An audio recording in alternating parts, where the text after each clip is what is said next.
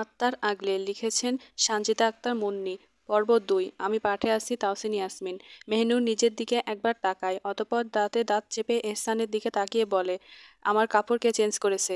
এহসান সোজাসাপটা উত্তর দেয়, আমি। মেহনুরের আত্মা কেঁপে ওঠে, চিৎকার করে বলে, তোর এত বড় সাহস কি করে হয় আমার অনুমতি ছাড়া আমায় স্পর্শ করার? বল। এহসান কঠোর গলায় বলে, নিজের সীমা পার করিস না মেহনুর। আমি তোর স্বামী, সম্মান দিয়ে কথা বল। আর তোর সর্বাঙ্গে স্পর্শ করার তাগিদ আমার আছে।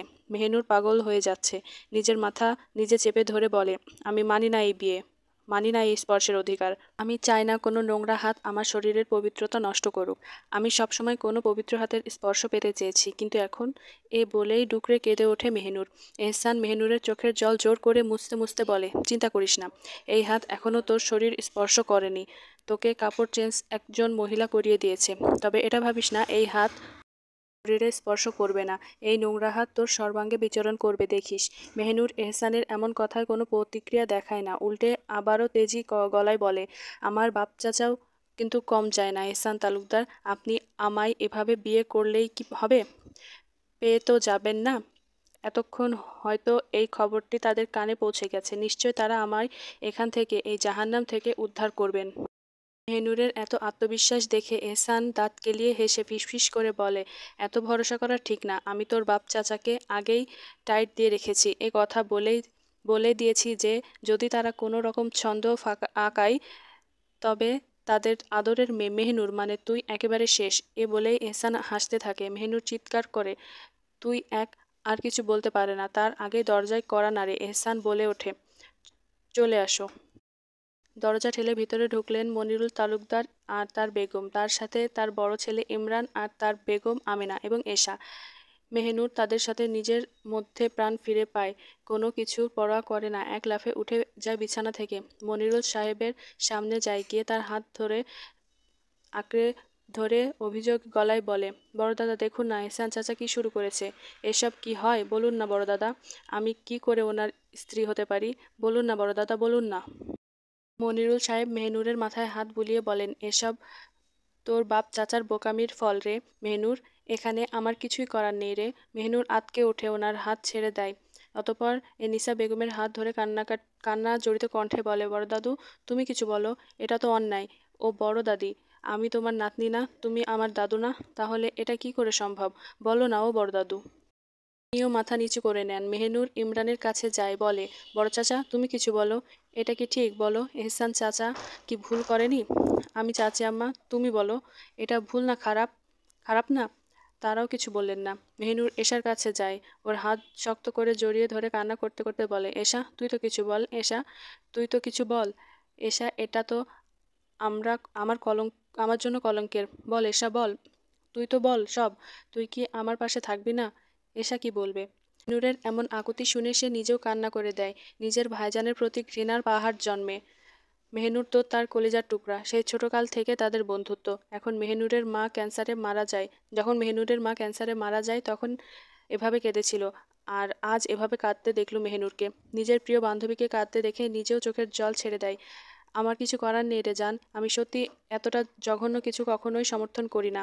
তখন মনিরুল সাহেব বলেন, দেখ মেহনুর, এটা একদমই হালাল, তাই এতে কিছু করতে পারবো না, তাই এতে কিছু করতে পারবো না রে। এটা এহসান আর তোর বাপ চাচার মধ্যে চুক্তি। মনিরুলের এমন আকুতি মিনতি দেখে নিজের অন্তরও কাঁদছে তার। মনিরুল সাহেব যতই নিজের ছোট ভাইকে দেখতে না পারেন, তবে তার নাতি নাতনিদের যথেষ্ট ভালোবাসেন, আর তাদের মধ্যে সবচেয়ে মেহনুরকে। কিন্তু ওনার তো কিছু করার নেই, মেহনুরের বাপ দাদারাই তো এই জঘন্য চুক্তি করেছে। অবশ্য এই প্রস্তাবটা নিজেই দিয়েছিলেন, এটা মনে করে যে ওরা কখনোই রাজি হবে না মেহনুরকে এহসানের হাতে তুলে দিতে, কিন্তু ওই মানুষগুলো এটাও মেনে নিয়েছে। কক্ষ ত্যাগ করেন একে একে। মেহনুর এমন উক্তি শুনে পাথর হয়ে দাঁড়িয়ে থাকে। কি করে এমন একটা কাণ্ড করার পরও সবাই এত শান্ত হতে পারে? লজ্জা লাগছে, এদের এক সময় আপন ভাবতো, সে নিজের উপর নিজেই লজ্জা লাগছে। তখনই এশা চলে যেতে নিলেই এশার হাত খাবলে জড়িয়ে ধরে বলে, না না না, তুই আমায় ছেড়ে যাবি না। এশা আমতা আমতা করে বলে, আমি তোদের স্বামী স্ত্রীর মধ্যে থেকে কি করব? এতে মেহনুর চিৎকার করে বলে, তোর ভাই একটা পশু, ওনার সাথে আমার কিছু নেই, তুই যাবি না আমায় ছেড়ে। তুই তো কসম করেছিস কখনো আমায় একা ছেড়ে যাবি না, তাহলে বল, বল না কেন যাবি? মেহনুরের পাগলামি দেখে এশা নিজেকে সামলাতে পারে না, তাও মেহনুরের গাল আলতো করে ছুঁয়ে বলে, থাকবো, সারা জীবন থাকবো তোর, যাব না আমি তোকে ছেড়ে। মেহনুর এশাকে বলে, আমায় বাড়ি যেতে দে এশা, আমি বাড়ি যাব। আমার ছোট ভাইজানকে তোর ভাই অনেক মেরেছে, আমার ছোট ভাইজান এর অনেক কষ্ট হচ্ছে এশা, আমার ভাইজানকে খুব দেখতে ইচ্ছে করছে এশা, তুই আমায় নিয়ে যা। তখনই বাজখায় কণ্ঠে এহসান বলে, ব্যাস অনেক হয়েছে এশা, তুই তোর কক্ষে যা। মেহনুর এশাকে আরো শক্ত করে ধরে, না না তুই যাবি না এশা, পড়ে যায় বিপদে, কি করবে। একদিকে ভাইজানের আদেশ, আরেকদিকে প্রাণপ্রিয় বান্ধবী, এর মধ্যে আবারও এহসান চিৎকার করে বলে, এশা তুই যাবি। এতটা ভয়ঙ্কর চিৎকারে মেহনুর এশাকে ছেড়ে দেয়।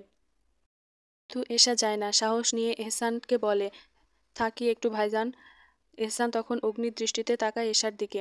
এশার মনে হয় এখন চলে যাওয়াটাই উত্তম, ভাইজান নিশ্চয় পারবে মেহনুরকে সামলাতে, আর স্বামী স্ত্রীর মধ্যে থাকাটা তখন এখন ঠিক না। তাই এশা মেহনুরকে ছেড়ে আলগোছে চলে যায়। মেহনুর পাথর হয়ে দাঁড়িয়ে থাকে। কোনো দিন এমন পরিস্থিতির শিকার হবে কখনো কল্পনাও করেনি, এতটা নিষ্ঠুরতার শিকার হবে কখনো কল্পনা করেনি সে। কানে খট শব্দ আসে, তখন ধ্যান ভাঙে মেহনুরের। এহসান দরজা লাগিয়ে তার দিকে এগোচ্ছে, কিন্তু মেহনুর এটা দেখে ঘাবড়ে না গিয়ে উল্টে এহসানের সামনে গিয়ে নিজের দুহাত জোর করে কান্না করতে করতে আকুতি করে বলে, আপনি দয়া করে আমায় তালাক দিয়ে দিন, আপনার স্ত্রী হওয়ার মতো কলঙ্কে কলঙ্কিত হয়ে বাঁচতে পারবো না আমি, আমি এই সমাজে তালাক তালাক দিয়ে দিন আমায়। মেহনুরের হাত নিজের দুই হাত দিয়ে চেপে ধরে বলে, যেদিন থেকে নিয়ত করেছি তোকে বিয়ে করব সেদিন থেকে তুই আমার সব কলঙ্কে কলঙ্কিত, আর এমন হাজারটা কলঙ্ক নিয়েই তোকে বাঁচতে হবে সারা জীবন। মেহনুর এক ঝটকায় নিজের হাত ছাড়িয়ে নিয়ে এহসানের থেকে দাঁতে দাঁত চেপে বলে, আপনি একটা অমানুষ। এহসান এসবের পাত্তা না দিয়ে বলে, চুপচাপ উজু করে নামাজ পড়, অনেক আগে এশার আজান হয়ে গেছে। এ বলে ক্যাবিনেট থেকে টুপি নিয়ে চাদরখানা মেলে গায়ে জড়িয়ে বেরিয়ে যায় রুম থেকে। উদ্দেশ্য মসজিদে যাওয়া, কিন্তু যাওয়ার সময় ব্যালকনির দরজা আর রুমের দরজা লক করে যায়। মেহনুর কি করবে বুঝতে পারছে না, তার পরিবারের মানুষগুলো হয়তো অস্থির হয়ে গেছে, আর তার ভাইজান এখন কি করছে আল্লাহই ভালো জানেন। তবে সে নিজের মাথায় গেঁথে নেয় এই বাড়ি থেকে বের তাকে হতেই হবে, আর সে নিজের বাড়ি যাবেই যাবে, কিন্তু সবকিছুর আগে নামাজটা জরুরি। তাই রুমের বাথরুমে গেল, অজু করে এসে অনেক খুঁজে খুঁজে জায়নামাজ পেল, সেটা বিছিয়ে নামাজে দাঁড়ালো। যখন নামাজ শেষে মোনাজাত শুরু করলো, কিন্তু ওই যে কথায় আছে না, আমরা যাকে নিজের সবচেয়ে কাছের সবচেয়ে আপন মনে করি, তার কাছে কষ্টের কথা বলতে গেলে মনে হয় কলিজা ফেটে যাবে, তেমনি নিজের রবের কাছে হাত তুলে বুক ডুকরে কেঁদে ওঠে মেহনুর, আর বলে, হে দয়াময়, আপনি ছাড়া আমার আর কেউ নেই, আপনি আমার সব গুনাহ মাফ করে দিন। মাবুদ, আপনি ছাড়া আমার আর কেউ নেই, আপনি আমার রব, আমি আপনার বান্দা, আপনি তো সব বলেছেন যে তোমরা আমাকে ডাকো, আমি তোমাদের ডাকে সাড়া দেব। সূরা গাফির ৬০। হে আল্লাহ, আমার জন্য সব সহজ করুন, আমাকে বিপদ থেকে মুক্তি দিন, আমার ইজ্জত আর পবিত্রতা রক্ষা করুন, আপনি আমার সব সমস্যা সমাধান করুন, আমাকে শক্তি ও ধৈর্য দিন। মেহনুরের চোখ থেকে অঝোর ধারায় জল পড়ছে। মোনাজাত শেষ করে লা ইলাহা ইল্লা আনতা সুবহানাকা ইন্নী কুনতু মিনাজ জালিমিন দোয়া একাধারে পড়ে যাচ্ছে, কারণ সে আজ করতে পারছে ভয়ঙ্কর কিছু হবে এরপর থেকে। তখনই দরজা খোলার শব্দ, দরজার দিকে তাকায়, ভেবেছিল সেই ঘৃণিত পুরুষ এসেছে, তবে সে নয়, এশা এসেছে। লক্ষ্য করলো হাতে খাবারের প্লেট। এশা মেহনুরের সামনে এসে হাঁটু ঘিরে বসে বলে, খাবারের প্লেটের উপর ঢাকনা সরিয়ে বলে, আয় খাইয়ে দিই। মেহনুর শান্ত গলায় বলল, তোর মনে হয় আমার এখন গলা দিয়ে খাবার নামবে? এশা এশা মেনুরের দিকে অসহায় দৃষ্টিতে তাকিয়ে বলে, কি করব বল, আমি অসহায়। যদি এই পরিবারের ক্ষমতা আমার কাছে থাকতো তাহলে আমি তোকে বাড়ি নিয়ে যেতাম। খেয়ে নে, খেয়ে নে না জান, গত রাত থেকে তুই কিছু খাসনি, ভাইজান বলল। মেহনুর দাঁতে দাঁত চেপে বলল, আমি এই খাবার খাবো না, প্রয়োজনে খিদের যন্ত্রণায় মরে যাব, কিন্তু তাও এই নিকৃষ্ট খাবার আমি খাবো না, নিয়ে যা এশা, নিয়ে যা। তখনই রুমের দরজা ঠেলে এহসান ঢুকলো, মাথা থেকে টুপি খুলে রেখে বলল, এশা তুই যা, ও আমার দায়িত্ব, তাই ওকে খাওয়ানোর দায়িত্বটাও আমার। ভাইজানের আদেশ শুনে এশা আলগোছে চলে যায়।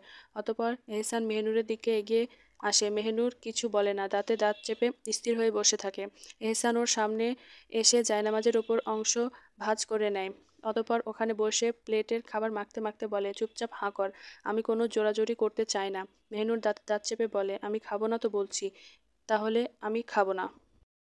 এসবে পাত্তা না দিয়ে প্লেট মেঝেতে রাখে, আর মেহনুরের গাল চেপে ধরে নিজের বাম হাতে। মেহনুরের গালখানা ছিঁড়ে যাচ্ছে মনে হচ্ছে, এতটা শক্ত করে ধরেছে এহসান তাকে। মেহনুরের গাল চেপে ধরে খাবার ঢুকিয়ে দেয় মুখে।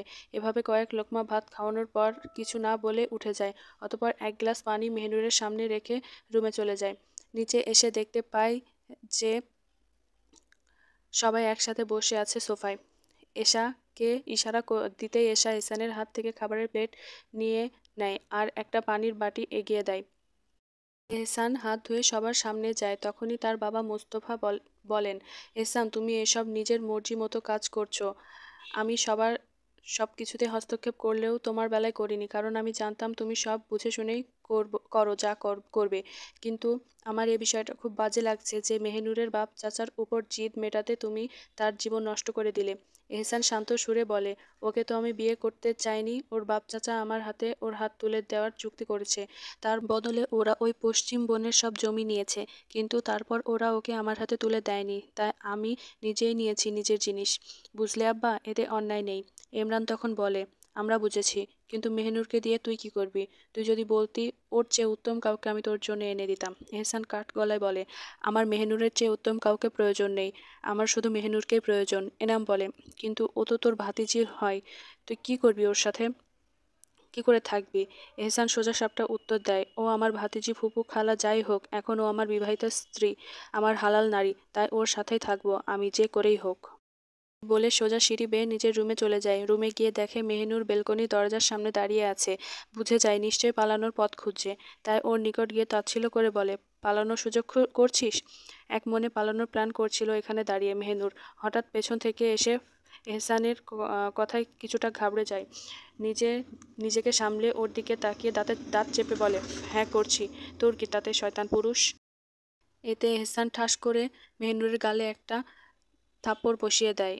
এতটা জোরে থাপ্পড় খেয়ে মেহনুরের দুনিয়া ঘুরতে থাকে, চোখে অন্ধকার ছাড়া কিছুই ভেসে উঠছে না। তখন এই থাপ্পড়ের ঢাল সামলাতে না পেরে পড়ে যেতে নেয়। তখনই এহসান ওর বাম হাতের বাহু শক্ত করে চেপে ধরে, দাঁতে দাঁত চেপে বলে, এরপর থেকে যদি আমায় অসভ্যের মতো সম্বোধন করিস তাহলে এমন 1000টা চড় পড়বে তোর গালে।